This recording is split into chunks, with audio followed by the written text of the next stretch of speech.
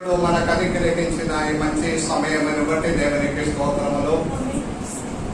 మరి ఒక ఆదివారం కూడా పరిశుద్ధ దేవుని సన్నిధానములో కూడి రావడానికి, మహిమపరచడానికి ఈ పరిశుద్ధ దినం దేవుడు మనకు దయచేసి ఉన్నారు.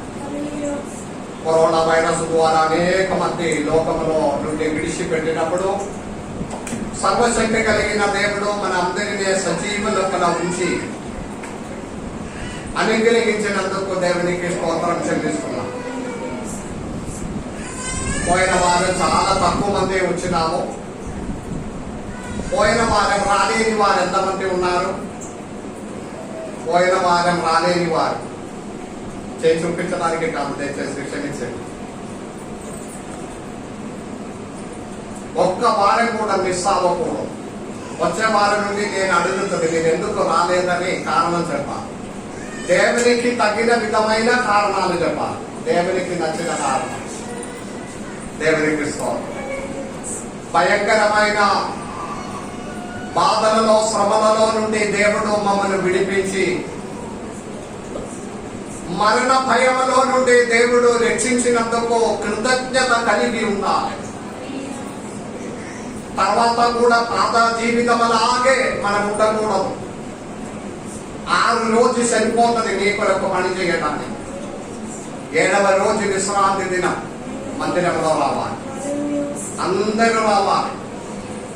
హల్లెలూయా చెప్పండి, హల్లెలూయా. అందరూ రావాలి. ఏది పని ఉన్నా, ఏ కార్యములు ఉందా, 6 రోజు నడిపించిన దేవుని మందిరంలో 7వ రోజు కృతజ్ఞతతో కూడి మనము రావాలి. దేవునికి స్తోత్రం.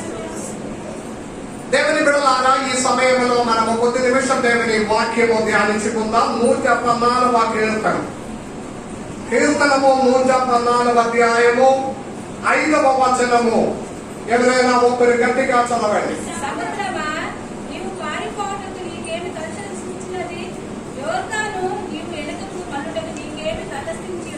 సరిపోతుంది.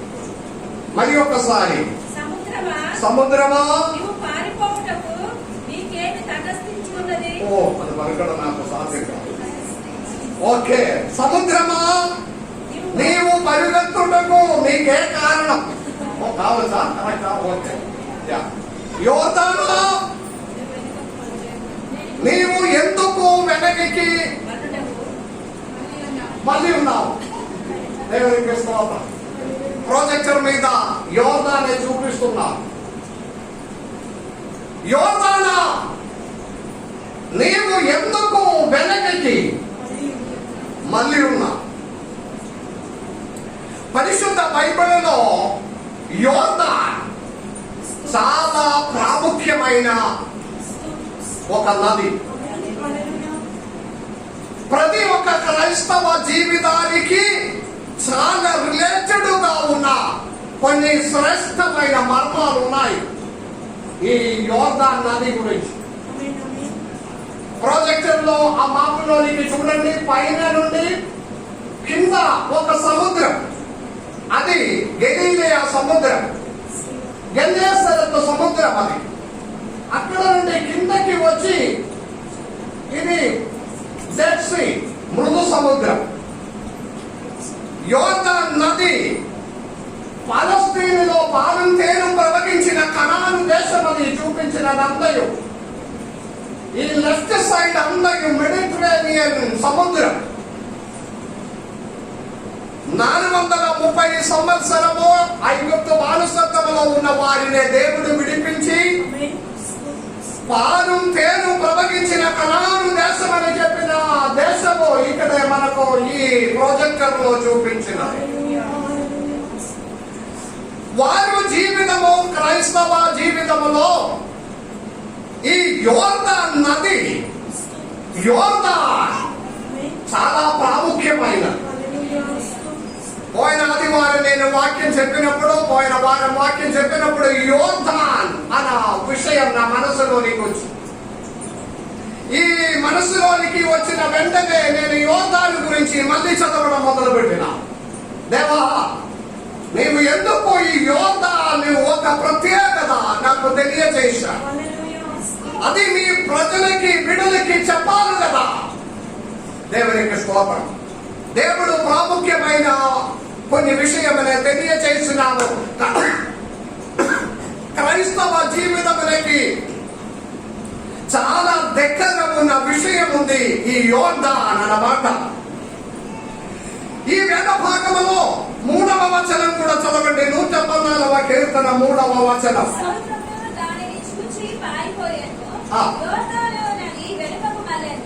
యోర్దాను నది వింటున్నారా? ఇక్కడ ఉన్నారా? నేను స్టార్టింగ్ ఏం చెప్తున్నారు చెప్పు, నాతో చెప్పు. కొంచెం దూరం కూర్చో. వారు ఎంత దూరం పెడితే మళ్ళీ దగ్గరికి వస్తుంది. యోర్దాన్ నది, యోర్దానే నీవు ఎందుకు వెనక్కి వెళ్తున్నావు? ఆశగారికి అది యోర్దాన్తో అడగాలి, నాతో అడగలేదు. దానికి వెనక కొన్ని కారణాలు ఉన్నాయి. యోర్దాను గురించి క్రైస్తవ జీవితములకి మన జీవితములకి రిలేటెడ్ గా ఉన్న కొన్ని విషయాలు ఉన్నాయి. మొట్టమొదటిగా 2వ రాజుల గ్రంథం 5వ అధ్యాయం 14వ వచనములో అద్భుతానికి, దేవుని యొక్క అద్భుతానికి సాక్షిగా మారిన స్థలము యోర్దాను. దేవుని యొక్క అద్భుత కార్యములకు సాక్ష్యముగా మారినదే యోర్దాను. హల్లెలూయా. అందుకే దేవుడు అడుగుతున్నారు, యోర్దానే నీవు ఎందుకు వెనక్కి తిరుగుతున్నా? హల్లెలూయా. 2వ రాజుల గ్రంథం 5వ అధ్యాయం 14వ వచనం. దైవజనుడు చెప్పినట్లు యోర్దాను నదిలో 7 మార్లు మునగగా అతని దేహము పసిపిల్ల. చరిత్ర అంతా మనకు తెలుసు. నయమాన్ అని ఒక సైనికుడు కుష్ఠరోగిగా ఉన్నారు. ఆయన మంచివాడు, మంచి యుద్ధం చేసిన వాడు కనుక అని, కానీ అతడు కుష్ఠరోగి. ఆమె చరిత్ర కథ ఎంత మనకు తెలుసు. హల్లెలూయా. వెలుగుగా ఉన్నారు అందరూ. ఒకనొక రోజు తన ఇంటిలో పని మనిషి అయిన అమ్మాయి తన యజమానురాలతో ఇలాగే అన్నారు, మన యజమానునికి కుష్ఠరోగం ఉంటుంది కదా, నా సేవకుడైన నా పాస్టర్ గారి దగ్గరికి వెళ్ళిన ఎడల ఆ కుష్ఠరోగం అనే దేవుని వలన నా సేవకుడు స్వస్థపరచుని, ఒక్కసారి వెళ్ళమని చెప్పండి. అలాగే సరే, ఈ స్త్రీ తన యజమానుడితో చెప్పిన తర్వాత వారు సైనికుడు కనుక పెద్ద సైన్యముతో కూడి ఎలీషా దగ్గరికి వెళ్ళాడు. చాలా గిష్టి పట్టుకొని, అంటే పెద్ద సైనికుడు కనుక దేవజనులకి అవసరమైనదంతయు బహుమానములు పట్టుకొని వెళ్ళిన దేవజనుల దగ్గరికి వెళ్ళినప్పుడు దేవజనులు అన్నారు, నయమాను నీవు పోయి యోర్దాన్ నదిలో 7 మార్లు మునుగుమన్నారు. అతనికి కోపం వచ్చి అబ్బా ఈ చిన్న విషయం వరకు కింద దూరం రావడం, మా ఊరికంటే ఎన్నో పెద్ద పెద్ద నదులు ఉన్నారు, శ్రేష్టమైన నదులు ఉన్నారు, ఆ నదిలో ఏది వెళ్ళి స్నానం చేయకుండా ఈ యోర్దానులోనికి నేను పోవాలా అని కోపపడి అతను వెళ్ళిపోయాడు. మొదటి పాఠంగా చదివిన వేద భాగంలో మనం విన్నాం. అప్పుడు తన శిష్యుడు ఒకరు దగ్గరికి వచ్చి, నయమైన యజమానుడా, దైవజనుడు పెద్ద పెద్ద విషయం ఏం చెప్పలేదు కదా, చిన్న ఒకటి విషయం మీరు దీవించబడానికి, మీకు స్వస్థత రావడానికి, మీ కుటుంబం దీవించబడానికి, మీ కుటుంబంలో సమాధానం రావడానికి చిన్న విషయం కదా. ఏంటిది? ఆదివారం మందిరమునకు రండి కదా. దైవం వలన మీ కుటుంబం దీవింపబడుతుంది, మీ కుటుంబంలో శాంతి సమాధానం, మీ అనుగ్రహం ఆశీర్వాదం, అన్ని విధమైన దీవెనలు దేవుడు దయచేస్తామని మాట సెలవిచ్చింది. చిన్న ఒక విషయం కదా, మీ మందిరంలోనికి రావాలి. నయమానతో అది కాదు చెప్పిన, నయమానతో చెప్పినది ఏంటంటే యోర్దాను నదిలోనికి వెళ్ళి 7 మారు ములుగుమన్నా. ఆమె పెద్ద పెద్ద కార్యములు చేస్తే అందరు చేస్తుంది. పెద్ద పెద్ద కార్యములు చేస్తే చిన్న విషయం మాత్రం చేయడం లేదు, పట్టించుకోవడం లేదు. అన్ని దీవెనలకు మూలాధారంగా ఉన్నది దేవుని ఆరాధించాలి. ప్రతి కుటుంబంలోనికి నేను విసిగి చేసి వారిని ప్రోత్సాహిపిస్తున్నారు. మీ కుటుంబంలో కుటుంబ ప్రార్థన మొదలు పెట్టండి. కొన్ని కుటుంబంలో ఉదయం సాయంత్రం పెట్టాలని చెప్పుతూ ఉన్నాం. నడుస్తున్నారా? దేవునికి స్తోత్రం. ఈ వారం నుండి నేను ఇల్లు విసిచి దర్శించడం మొదలు పెడతాను అనుకున్నాం. 2 రోజులు ఖాళీగానే ఉంది. సోమవారము గురువారం 2 రోజులు ఖాళీగా ఉంది. ప్రతి ఇంటికి 7 సాయంత్రం మీకు ఎక్స్పెక్ట్ చేయవచ్చు. పాస్టర్ మీకు మీరు సిద్ధంగా ఉన్న ఎడలా దాని ఎడలా వచ్చేస్తుంది. దేవునికి స్తోత్రం. మీ ఇంటి వారి మొత్తం ఉండాలి, మీతో మాట్లాడాలి. హల్లెలూయా చెప్పండి. సంతోషం అనిపిస్తున్నారా? బాగా అనిపిస్తున్నారా? నాకు తెలుసు తప్పకుండా మీకు సంతోషమే అనిపిస్తుంది. దేవునికి స్తోత్రం. హల్లెలూయా. ఒకవేళ సంతోషం లేకపోతే కూడా నేను వచ్చేస్తాను, సంతోషం వస్తుంది. ఎందుకంటే నా పేరు జోయని కాబట్టి. కుటుంబంలో ప్రార్థన ఉండాలి. మందిరంలో ఎందుకు రాలేదు? మీరు ఒక్క వారం మందిరంలో రాలేకపోతే ఆ వారం మీ ఇంటికి తప్పకుండా వస్తుంది. నేను హల్లెలూయా. ఏదో ఒకటి మార్గం చూడాలి దేవునికి స్తోత్రం, మిమ్మల్ని నడిపించడానికి. అప్పుడు గుర్తుపెట్టుకోండి, మందిరంలోనికి మేము వెళ్ళలేకపోతే ఫాదర్ గారి కుటుంబంగా మన ఇంటికి వచ్చేస్తుంది. Praise the lord. దేవుని బిడ్డలారా, చిన్న చిన్న కార్యములు చెప్తే మనకు చేయడం సాధ్యం కాదు. దీవించబడానికి, ఆశీర్వదించబడానికి, మీ కుష్ఠరోగం మారడానికి యోర్దాను నదిలోనికి వెళ్ళు. 7 మార్లు మునుగుమన్నారు. Praise the lord. ఆయన సేవకుడు చెప్పిన మాట ప్రకారము ఆయన మరలా పోయి 7 మార్లు యోర్దాను నదిలో మునిగాడు. దేవునికి స్తోత్రం చెల్లించండి. పసిపిల్ల శరీరం అనే కుష్ఠరోగం అనే దేవుడు అద్భుతాలు జరగడానికి సాక్ష్యంగా మారిన యోర్దాను నది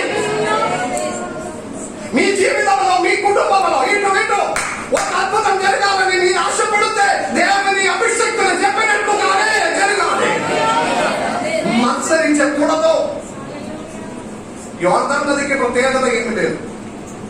తర్వాత ఎంతమంది వెళ్ళి మునిగినా వారికి ఏ రోగం పోగలేదు యోర్దాను నదిలో. ఇది పట్టుకొని ఎవరు కూడా విసా తీసుకొని యోర్దానికి వెళ్ళకూడదు, నా రోగం పోవాలని ఎట్టు పోవాలని. అట్లా ఏమి జరగడం లేదు. తర్వాత అద్భుతాలు జరిగినట్టుగా లేదు.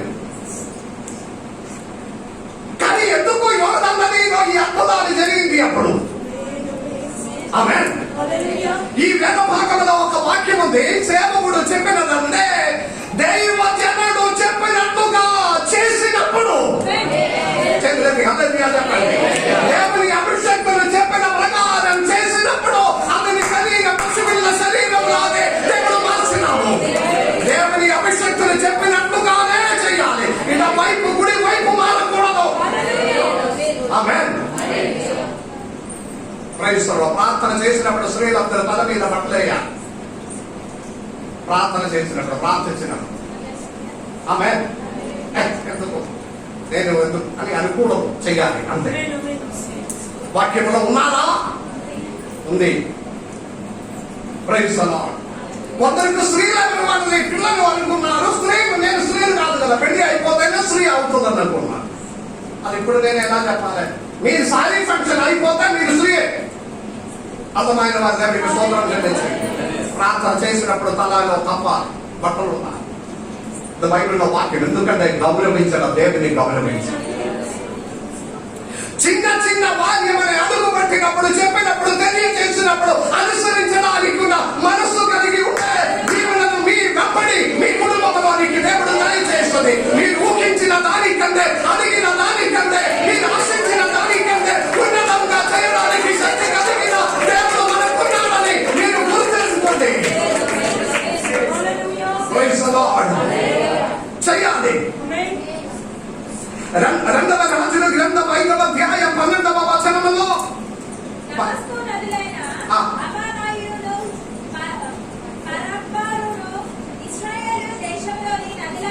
కొన్ని నదుల పేరు కాదు మనకు గుర్తు రావడం అవసరం లేదు. కొన్ని నదులు సొంత ఊరిలో ఉన్న కొన్ని నదుల కంటే యోర్దానుకే ప్రత్యేకత ఉంది.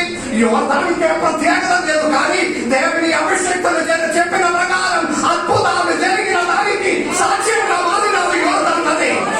నీ జీవితము దేవుని అద్భుతానికి ఆశ్చర్య కార్యముల యొక్క సాక్ష్యంగా మారాలి. ఆమేన్, ఆమేన్. మీ ఇల్లు దేవుని ఆశ్చర్య కార్యముల యొక్క సాక్ష్యంగా మారాలి. మీ జీవితం దేవుని అద్భుతానికి సాక్ష్యంగా మారాలి. ఎస్, దానికి ఏం చేయాలి అమ్మా? దానికి ఏం చేయాలి? అభిషేక్తులు చెప్పినట్టుగానే చేయాలి. మోసే, నీవు ఇశ్రాయేలు ప్రజలను నడిపించుకొని పో. దేవుడు సెలవిచ్చిన ప్రకారం యావత్తు మోసే చేస్తున్నాడు. ఆమేన్. నోహావుతో ఓడ తయారు చేయమన్నా దేవుడు సెలవిచ్చిన ప్రకారం యావత్తు నోహావు చేశాడు. ఆమేన్. చేస్తామా? చేయలేపండి. అంతకుమించి కాదు, చేస్తామని ఉన్నవారు దేవా మీరు చెప్పినట్లుగానే నేను చేస్తాను. దేవా నీవు చెప్తే నేను చేస్తాను. దేవుడి కాలంలో ఎవరితో మాట్లాడలేదు. ఒకవేళ కళలో ఏదో ఒకటి చెప్తుంది. వాస్తవాలు చెప్తే దేవుని ఒక అభిషేక దాసుల ద్వారా మీకు తెలియజేస్తుంది.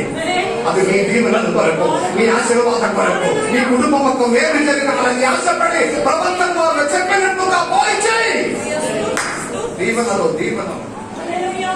దీవెనలు దేవునికి స్తోత్రం. మొదటి సమవేలు గ్రంథం 15వ అధ్యాయం 22వ వచనములో, మొదటి సమూయేలు గ్రంథం 15వ అధ్యాయం 22వ వచనము.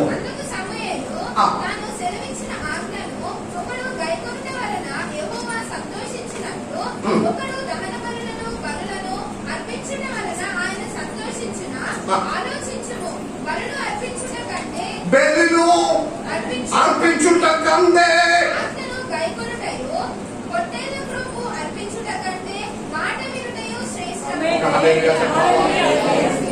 అచివిని భాగం ఒక్కసారి కూడా చదవండి.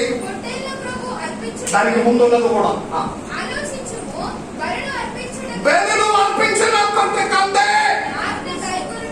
ఆమేన్.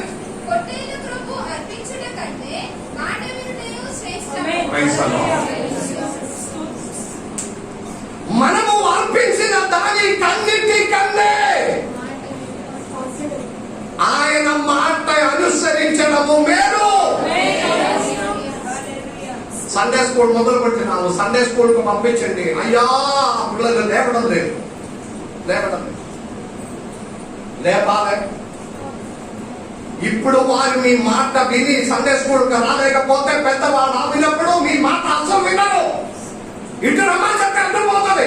లేకపోతే మిమ్మల్ని దొరుకుతాడు. నోరు మూసుకో. దాని మమ్మీతో చెప్పిన వాడు. ఆమేన్.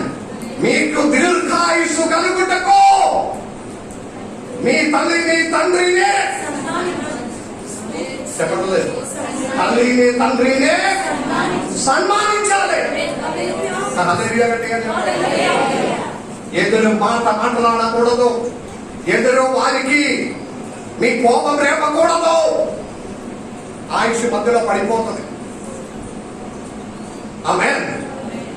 పంపించాలి సండే స్కూల్ కి. మందిరంలో రావాలి. డిసిప్లిన్ అంతా ఇక్కడ నేర్పిస్తుంది. ఆమేన్. ఎన్ని వయసు వరకు సండే స్కూల్ రావాలి? నేను 10th ఆగింది. మరి ఇప్పుడు నేను ఎందుకు రావడం? మీ చదువు ముఖ్యం కాదు. మీకు బైబిల్ గురించి ఏం తెలుసు? యోర్దాను గురించి ఏం తెలుసు? ఆమేన్.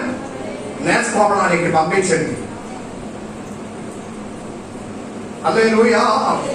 వచ్చే వారం నుండి పిల్లలందరూ సండే స్కూల్ కు రావాలి. అబ్బా ఇంత దూరం పాస్టర్ గారు ఏదో బండి ఉంటే పంపించండి, నేను వచ్చేస్తాను. ఎంత దూరం అయితే కూడా మనము పోవాలి. నడుచుకొని పోవాలి.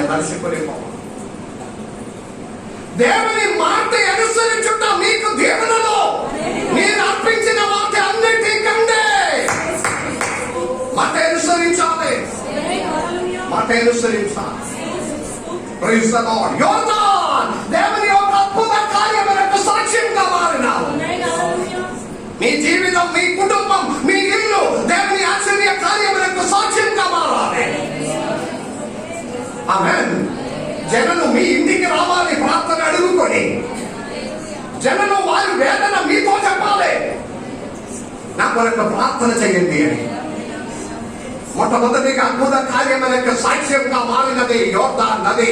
యోర్దాను నది రెండవ అంశము 114వ కీర్తన 5వ వచనము. 5వ వచనం అట్లా చదవండి.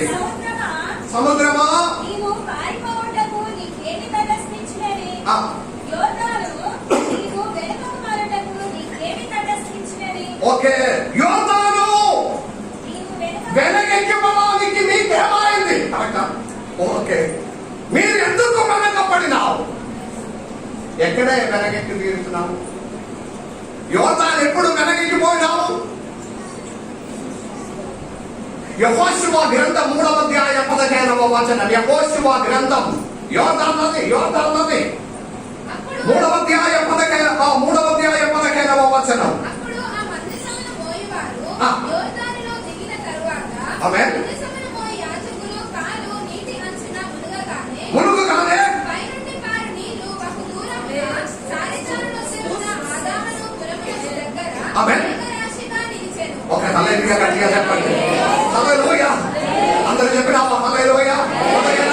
మరి ఒకసారి గట్టిగా చదవండి, నేను వినబడలేదు. అప్పుడు ఆ మందసమును మోయువారు మందసమును మోయవాడు యోర్దానులో దిగిన తరువాత మందసమును మోయి యాజకుల కాలు నీటి అంచున మునగగానే మందసమునే మోసిన యాజకుని పాదము ఆమేన్ యోర్దాను నదిలోనికి పెట్టినప్పుడు యోర్దాను నది 2 పాయలుగా మారిపోయినావు.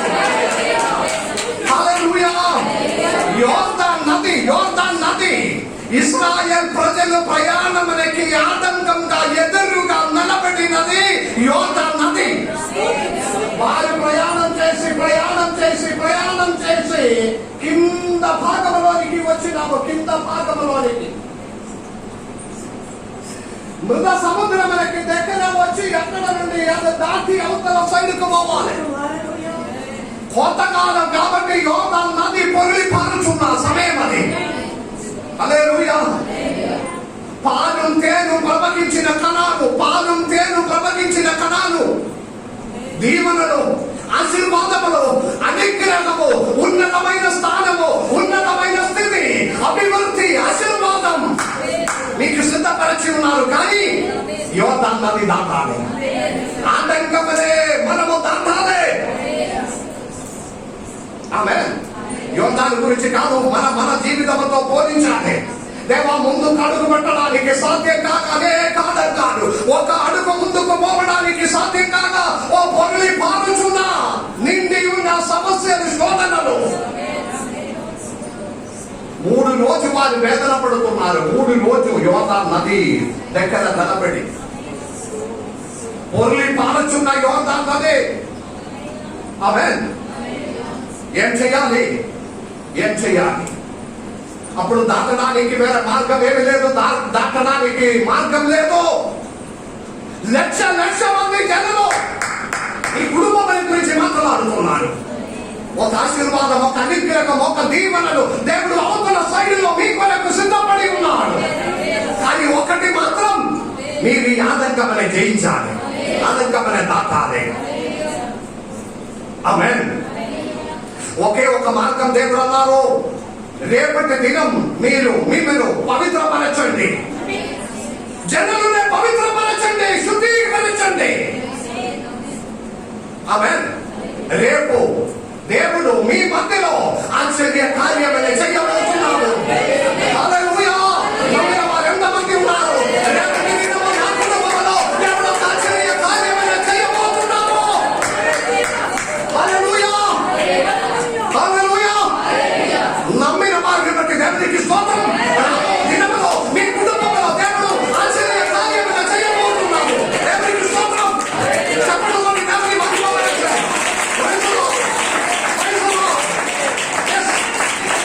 Hallelujah. Hallelujah.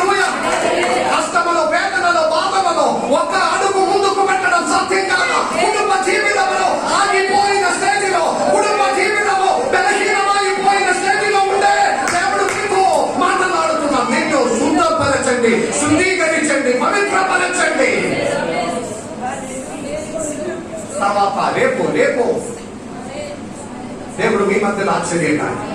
మీ వ్యక్తిగత జీవితంలో చదువు కావచ్చు, వివాహం కావచ్చు, బిజినెస్ కావచ్చు, మీకు ఒక ఉద్యోగం కావచ్చు, అనేక ఆశీర్వాదం దేవుడు భౌతికంగా సిద్ధపరచి ఉన్నాడు.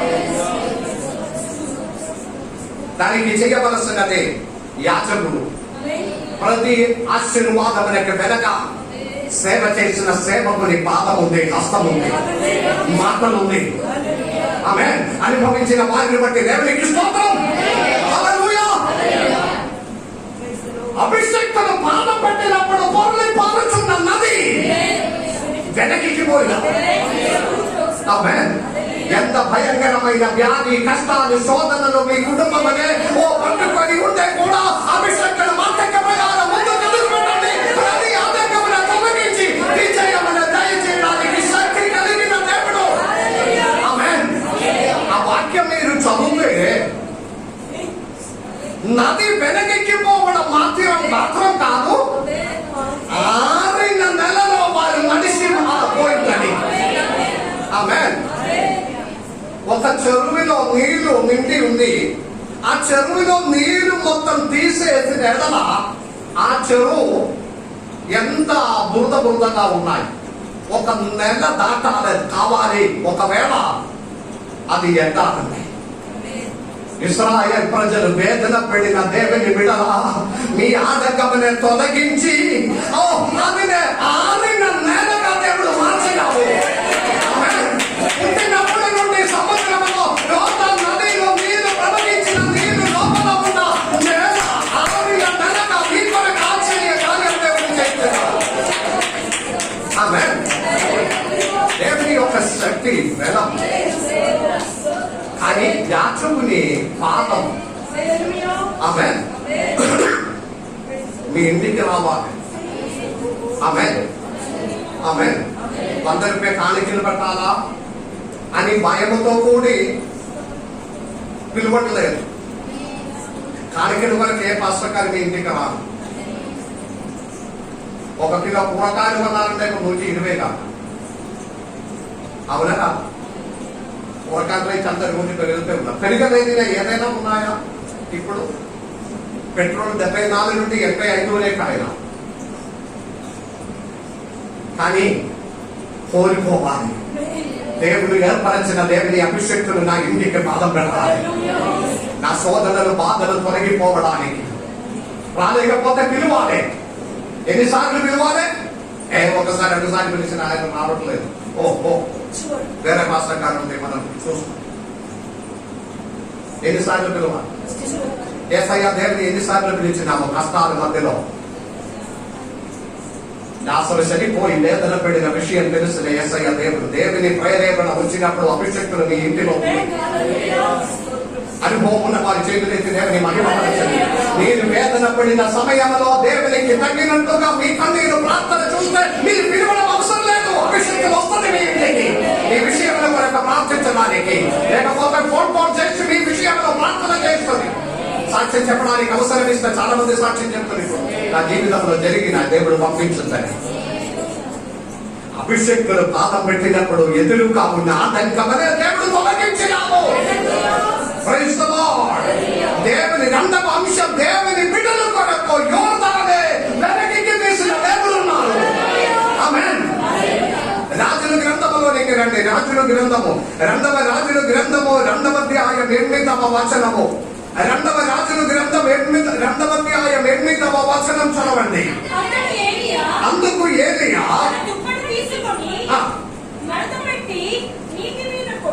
కొట్టగా అది యువతలకును అవతలకు విడిపోయేది కనుక వారిద్దరూ పొడి నేల మీద దాటిపోయింది. రాజుల గ్రంథం 2వ అధ్యాయం 2వ రాజుల గ్రంథం 2వ అధ్యాయము ప్రారంభం నుండి చదివినప్పుడు వినండి దేవుని బిడ్డలారా. దేవుడు ఏలీయా ప్రవక్తలనే తన సన్నిధిలోనికి పిలువడానికి రెడీగా ఉన్నాడు. కానీ ఈయన ఒక్కరినే పిలవాలని ఉంది. ఏలీయా ప్రవక్త ఒక్కరిని సేవకుని దేవుని పిలువడానికి ఉన్న సమయం ఆయన. దేవుడు అన్నారు, ఏలీయా నీవు నీతో పాటు ఉన్న ఎలీషానే వారందరినీ అక్కడ పెట్టి గిల్గాలికి రా, అక్కడ నేను పాటలా. సరే ఏలియా ఎలీషాతో అన్నారు, నీవు ఇక్కడ ఉండు, దేవుడు నన్ను గిల్గాలిలోనికి పిలుస్తున్నాడు. ఇతడంటే నీవు ఎంత చెప్పినా నేనైతే నిన్ను విడువను. మరి ఏం చేయాలి? ఎంత చెప్పి ఆగడం లేదు. వెనక వెంబడి పోతున్నారు. సేవనికి ఇట్లా ఉన్నారు, దేవునికి ఇట్లా ఉన్నారు. ఆశీర్వాదం అనుగ్రహం ఉంటేనే రాదు. ఆమేన్. ఏలియా వెనక ఎలీషా కూడా గిల్గాలిలోనికి వెళ్ళినారు. గిల్గాలి వెళ్ళినప్పుడు మరి దేవుడు అన్నారు, ఎందుకు ఆయన తీసుకొని వస్తున్నారు? ఎక్కడి నుండి మరి ఒక చోట ఎరికోకి రండి అన్నారు. ఏలి అన్నారు, ఇక్కడ ఉండరా, దేవుడు నన్ను ఎరికోకిలోనికి పిలుస్తున్నా. అట్లా శైర్యంగా కాలేకపోతే కూడా ఇక్కడ ఉండు, దేవుడు నన్ను ఎరికోవిలోనికి పిలుస్తున్నారు. ఇద్దరంటే అబ్బా నేను నిన్ను పిలువను, నీవు ఎటు వెళ్తే నీతో పాటే నేను వచ్చేస్తాను. సేపుడు ఇద్దరు కలిసి ఎరికోవిలు వచ్చినారు. దేవుడు మరలా నీ అందరూ తీసుకొని వస్తున్నావా? విడిచిపెట్టినా నేను ఎందుకు చెప్పినావు కదా. ఓకే సరే, నీవు యోర్దానికి రా అన్నా. అక్కడ ఇక్కడ వాళ్ళు తిరుగుతున్నారు. ఎలీషా అన్నారు, ఎలీషా నీవు ఇక్కడ ఉండు, దేవుడు నన్ను ఎరికోవిలోనికి యోర్దానికి పిలుస్తున్నా. ప్లీజ్ దండం పెడతా, నేను నిన్ను అస్సలు విడవను. అసలు వారిద్దరు కలిసి యోర్దానికి వచ్చి సేవకుడు ఇట్లా ఉండాలి, సేవనితో పాటు ఉన్న వారు ఇట్లా ఉండాలి. దీవెనలు ఉంటేగానే రాదు, దేవుని విడలాగా ఉంటేగానే రాదు. వచ్చి అడగాలి, పసకాలు నేనేం చేయాలి, మందిరంలో ఏం చేయాలి, ఏం సేవ చేయాలి. ఆమేన్. బైబిల్ తెలుసుకొని వాక్యం చెప్పడం మాత్రం కాదు పరిచర్య, శ్రేష్టమైన పరిచర్య. ఇటు గుడిసి మంచిగా పెడుతున్నారు దేవుని బిడ్డలు పొద్దున వచ్చి. ఎన్నో సేవలు ఉంది. యోర్దాను దగ్గరికి వచ్చినప్పుడు ఏలియా ఎలీషాతో రా, నీవు ఇక్కడికి కూడా వచ్చినావా? సరే, ఎందుకు నీవు నన్ను ఇట్లా వెంబడిస్తున్నాను? నేను ఏం చెయ్యాలి? నీకు ఏం కావాలి అడుగు, దేవుడు నన్ను తీసుకోపోక ముందు. ఆమేన్. హల్లెలూయా. నీకు ఏమి కావాలి ఇప్పుడు అడగాలి. దేవా, కిరాయి కట్టి అలసిపోతున్నాను, నాకు ఒక మంచి ఇల్లు దొరికితే సరిపోతుంది. ఆమేన్. ఒక వాహనం ఉంటే సరిపోతుంది. నా పాప పెళ్లి జరిగితే సరిపోతుంది. ఏం అడుగుతుంది మీరు? మీతో దేవుడు ఇప్పుడు అడుగుతున్నారు. ఒక్క నిమిషం ఒక్క వారం అడగండి. ఏం అడుగుతుంది? అన్ని ఉన్నదేదో ఒకటి దొరికితే బాగుంది. వారం అడగడం ఎట్లా? అన్ని ఉన్న ఒకటి అడగాలంటే ఏం అడగాలి? కృప అడగాలి. మీ కృప ఉంటే సరిపోతుంది. కృప అంటే దేవుని పరలోక ఆశీర్వాదముతో నిండిన ప్యాకేజ్ కృప. చెప్పండి ఒకటి, దేవుని మహిమపరచండి. పరలోక ఆశీర్వాదం అంటే నిండిన ఆశీర్వాదమే కృప. ఆమేన్. ఎలీషా ఒకటే వెంటనే అడిగినా, ఆయన మనసులో పట్టుకొని పోతున్నావు. ఏం అడిగినావు? మీకున్న ఆత్మదకి రెండందరూ నా మీద వస్తే సరిపోతున్నా. వెండి అడగలేదు, వెంకాలం అడగలేదు, ఇల్లు అడగలేదు, ధనం అడగలేదు, ఏమి అడగలేదు. మీలో ఉన్న ఆత్మీయత రెండందరూ నా మీద వచ్చిన కాదు. అబ్బా, ఏది అన్నారు? నీవు కష్టమైన కార్యం అడిగినావు, అది నా వలన ఉన్నది కాదు.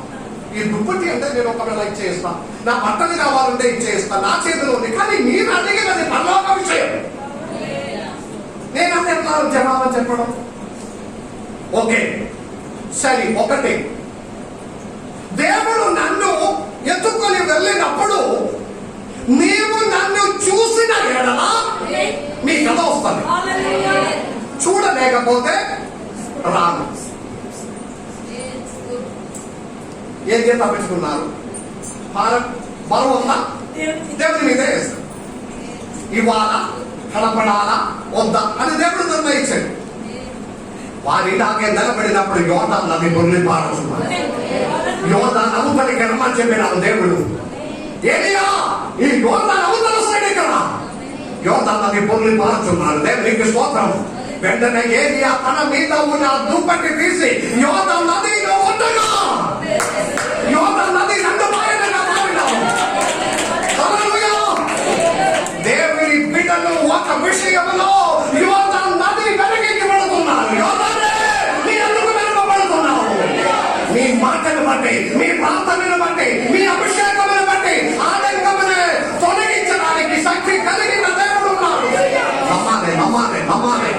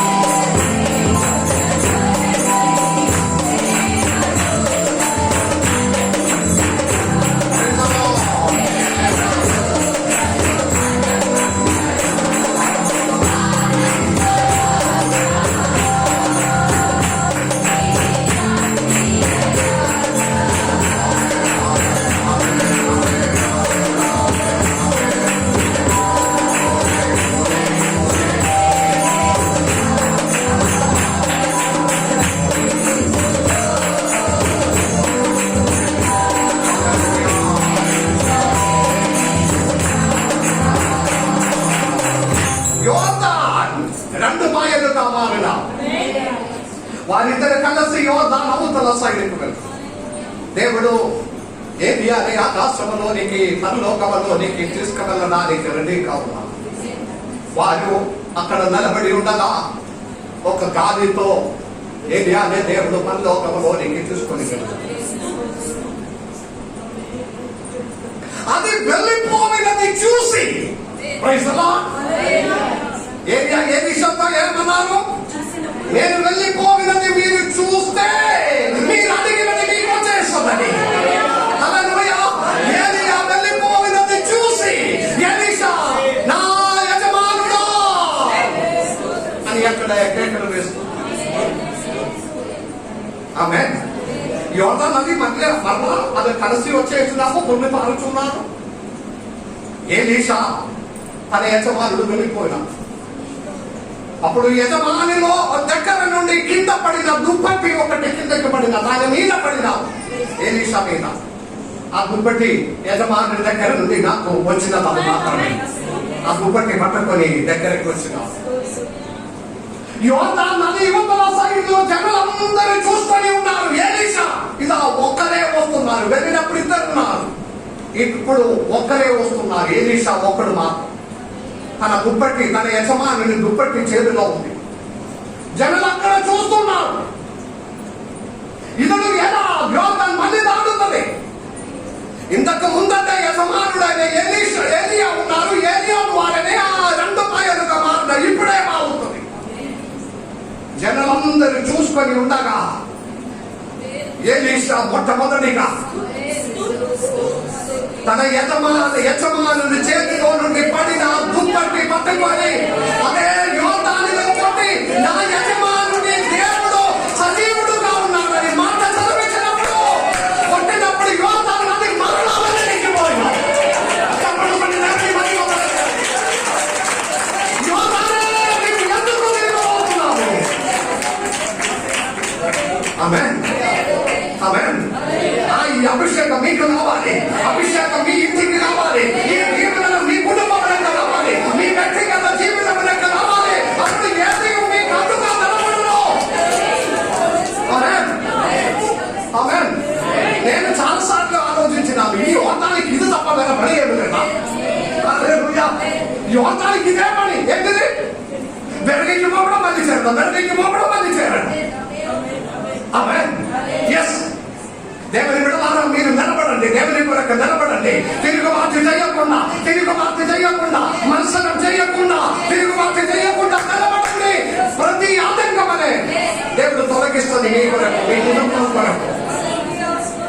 ప్రయోజనం దేవుని బిడ్డల కొరకు వెనకిపోయిన యోధాలను. మూడవ అంశం మత్తయి సువార్త 3వ అధ్యాయం 13వ వచనం. మత్తయి సువార్త. ఆ సమయమున యోహాను చేత బాప్తిసము పొందుటకు యేసు గలిలయ నుండి యోర్దాను దగ్గరనున్న అతని యొద్దకు వచ్చెను. దేవునికి స్తోత్రం. యేసయ్య దేవుడు బాప్తిసమునకి సాక్ష్యంగా మారినది యోర్దాను. హల్లెలూయా చెప్పండి. ప్రభువైన యేసయ్య దేవుని యొక్క బాప్తిసమునకి సాక్ష్యంగా మారిన యోర్దాను నది. Praise the Lord. హల్లెలూయా. ఎన్నో నదులు ఉన్నప్పుడు ఇదిగో లోక రక్షకుడు అయిన యేసయ్య దేవుడు బాప్తిసం పొందడానికి యోర్దాను నదిలోనికి వస్తున్నాడు. బాప్తిసం ఒక ఆనవాళి, బాప్తిసము ఒక గుర్తు. ఆమేన్. యేసయ్య దేవుని యొక్క బాప్తిసం దేనికి గుర్తు? యోహాను సువార్త 1వ అధ్యాయం 29వ వచనం నుండి ఉన్న వేద భాగం మనము చదివిన ఎడల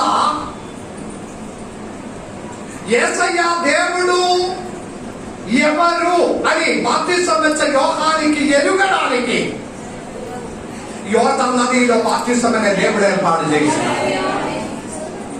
వినండి. బాప్తిసం ఇచ్చే యోహానికి యేసయ్య ఈ దేవుడు ఎవరని కరెక్ట్ తెలియదు, చూడలేదు. కానీ యేసయ్య దేవుని వారికి పరిచయం చేయాలి, జనులకి పరిచయం చేయడానికి దేవుడు ఏర్పాటు చేసినది యోహానే ఏర్పాటు చేయాలి. కానీ యోహాను యేసయ్య చూడలేదు.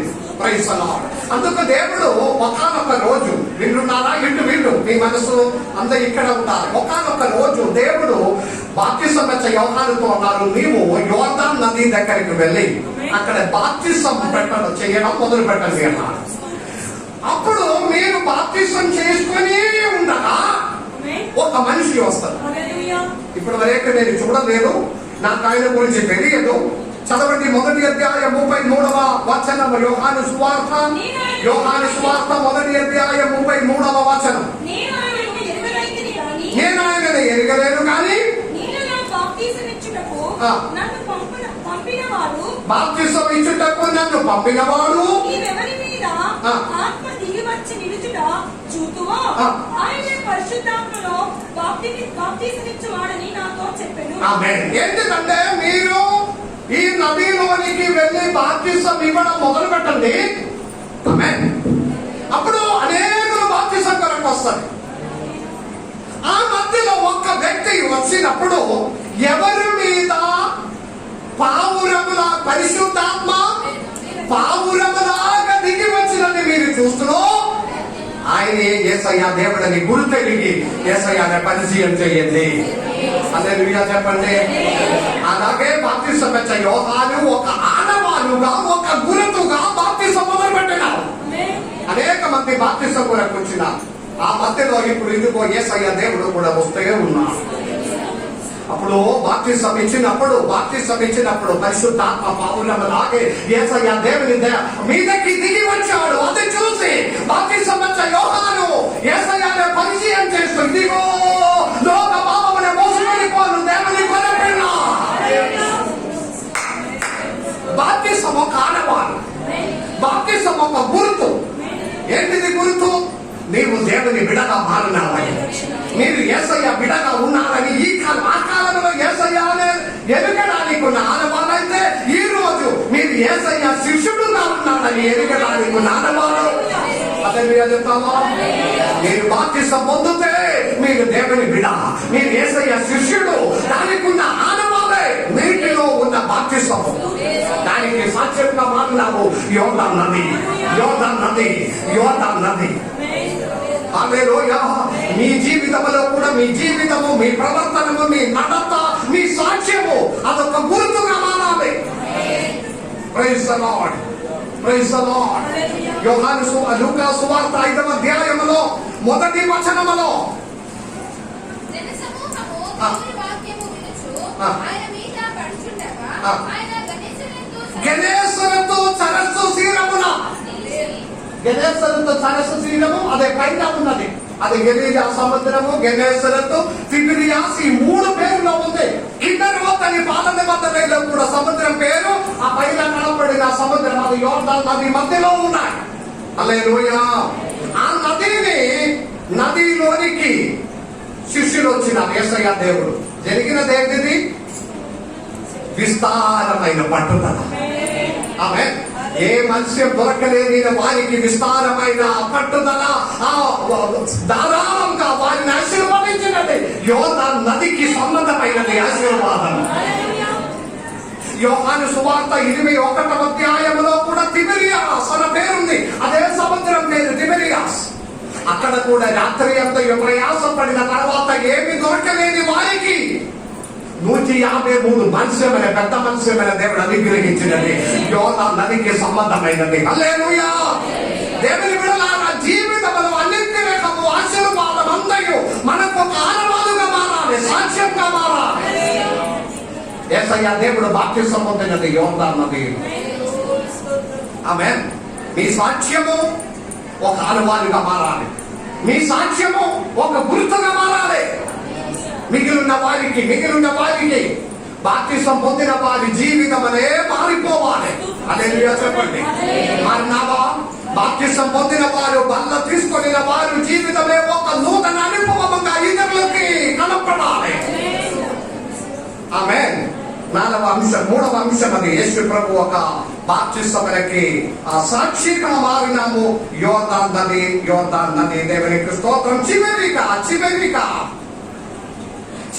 4వ అంశం త్వరగా చెప్పి ముగించుకుందాము. యోర్దాన్ precious beginning and sad ending.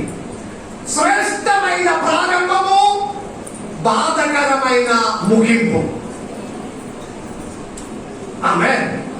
యోర్దాను నదిని చూడండి, ప్రొజెక్టర్లోనికి మీ కళ్ళు చూడండి. పైన గెలీలియా, గెనేసరత్ సరస్సు తీరం యొక్క పైనకి ఉంది మౌంట్ హర్మోనిలో నుండి యోర్దాను నది ఊటల ప్రారంభం. చప్పట్లు కొట్టి దేవుని మహిమ పరచండి. వారి చేతులు ప్రవహించిన కణాలు దేశంలోనికి మధ్యలో ప్రవహించుతున్న కణాలు. ఆ యోర్దాను నది ప్రారంభం హర్మోన్ పర్వతంలో నుండి, ఊటలలో నుండి. హర్మోన్ పర్వతం అంటే బైబిల్లో చాలా మంచుతో నింపి ఎప్పుడు హుషారుగా ఉన్న శ్రేష్టమైన ఒక పర్వతము హర్మోన్ పర్వతము. ఆ పర్వతంలో ఊటలలో నుండి యోర్దాను నది ప్రారంభం. ఆమేన్. ఆ పర్వతము సందులో నుండి యోర్దాను నది ఊటలు ప్రారంభం. ఆమేన్.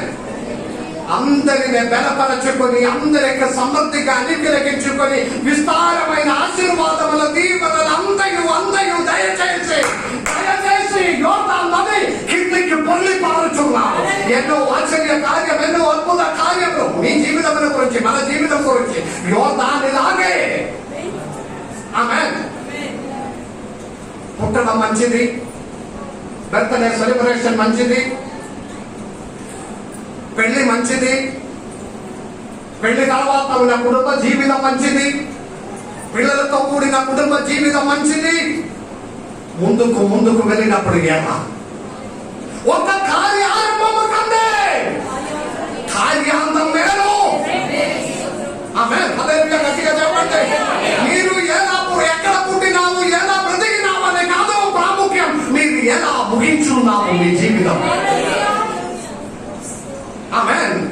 కార్యారంభము కందే హర్మోన్ పర్వతం కింద నుండి మంచి ఊటలుగా ప్రారంభించి ఆశ్చర్య కార్యములు, అద్భుత కార్యములు, అనేకమైన అద్భుతాలు జరిగి కిందకి పొరలి పారుచున్న యోర్దాను నది ముగింపు వృధ సముద్రం. Dead sea. ఇది ఒక ఆత్మీయ అర్థం. యోర్దానే ఎందుకు మీ బాధకరమైన ఒక ముగింపు. అనేకులకు ఓదార్పించి, అనేకులకు సహాయంగా మారి, అనేకులకు దీవెనలుగా మారి, అనేకులను సంతోషపరిచిన మీ జీవిత ముగింపెందుకు ఇలాగే? ప్రతి ఒక్కరు ఆలోచించుకోవాలి, దేవా నా జీవితం ఎలా ముగించాలి? ఈ లోకములో ఉన్న కొన్ని స్వార్థ లాభం కొరకు ఏదో ఒకటి చేసి బ్రతుకోవచ్చు. నిన్న మొన్న విన్నాము, మన వినయ్ కుమార్ సార్ ఫేస్బుక్ ని ఎవరో హ్యాక్ చేసిన, ఫేస్బుక్ లో సార్ పెట్టినందుకే నేను పబ్లిక్ గా చెప్పుతున్నాను. ఫేస్బుక్ ని ఎవరో హ్యాక్ చేసి నాకు కొంచెం అంటే మెసెంజర్ లో మెసేజ్ పెట్టింది. ఆ సార్ కంటే దాదాపు 1000 ఫ్రెండ్స్ ఉన్నారు ఫేస్బుక్ లో. వారందరికి మెసేజ్ పంపించినాము, నాకు కొంచెం ఆర్థిక సమస్య ఉంది, దయచేసి మీరందరూ 10,000, 20,000, 30,000 నాకు త్వరగా పంపించమని. బ్యాంక్ అకౌంట్ నెంబరు ఏదో ఒకటి, ఫోన్ పేయో గూగుల్ పేయో ఏదో అకౌంట్ నెంబర్ కూడా పెట్టి ఉన్నారు. సార్ చాలా లేట్గా, సార్కి అసలు తెలియదు. ఎవరెవరో ఇట్లా 1000 మంది ఫ్రెండ్స్ ఉన్న వారిలో చాలా ప్రేమించిన వారు వెంటనే ఫోన్ చేస్తున్నారు, సార్ ఏమైంది, స్కూల్ నడవడం లేదు, బాధలో ఉన్నారా, ఎన్ని వేలు పంపించాలి, 10,000 సరిపోతా, 30,000, 50,000 పంపించాలా? కొందరు ఫోన్ చేసిన, ఏ ప్రాబ్లం, కరోనా వచ్చిందా, బాధలు వచ్చిందా, కష్టం అయిందా, ఏదో దేవుని కృప వలన ఇప్పుడు వరకు డబ్బు పంపించిన వారి గురించి వెంటనే సార్ పోలీసులో కంప్లైంట్ చేసినాము. పోలీసులో కంప్లైంట్ చేసినప్పుడు పోలీసు వారు చెప్తున్నారు, నా ఎస్ఐ గారు, నా సిఐ గారినే అది కూడా హ్యాక్ చేసిందని. మరి ఏం చేయాలి? వారినే కూడా హ్యాక్ చేస్తే ఏ లాభం? ఒకరిని మోసం చేసి, ఒకరిని బాధ పెట్టి, ఒకరికి గాయపడిచి ఏదో ఒకటి సంపాదిస్తే ఏ లాభము? హల్లెలూయా! మంచి ప్రారంభం, మంచి బ్రతుకు, ముగింపు మృత సముద్రములో. మీ జీవితం అని ఆలోచించండి దేవుని బిడ్డలారా, ఎలాగే ముగించాలి. నేను ఇక్కడ ముగిస్తున్నాము. కీర్తన గ్రంథం అంటే అనేక వాక్యాలు ఉంది మనకు చదివిన ఏడల. యెహోషువ గ్రంథం 12వ అధ్యాయములో, యెహోషువ గ్రంథం 12వ అధ్యాయం 1వ వచనములో,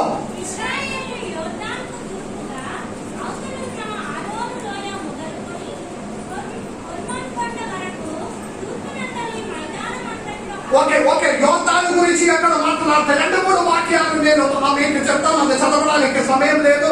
జెరెమియా గ్రంథం 12వ అధ్యాయం 5వ వచనము, జెరెమియా గ్రంథం 49వ అధ్యాయం 19వ వచనం, జకరియా గ్రంథం 11వ అధ్యాయం 3వ వచనం. అందరూ యోర్దాను ఒక ఎడారి గురించి మాట్లాడుతున్న భయంకరమైన స్టేజ్ గురించి.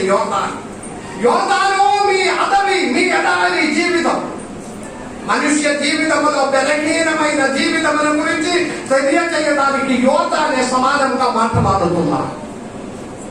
బలహీనమైన ఒక ముగింపు. హల్లెలూయా! స్విచ్ ఆఫ్ అయిపోయినావా? హల్లెలూయా! శ్రేష్టమైన ప్రారంభం, బాధకరమైన ముగింపు. యోర్దాన్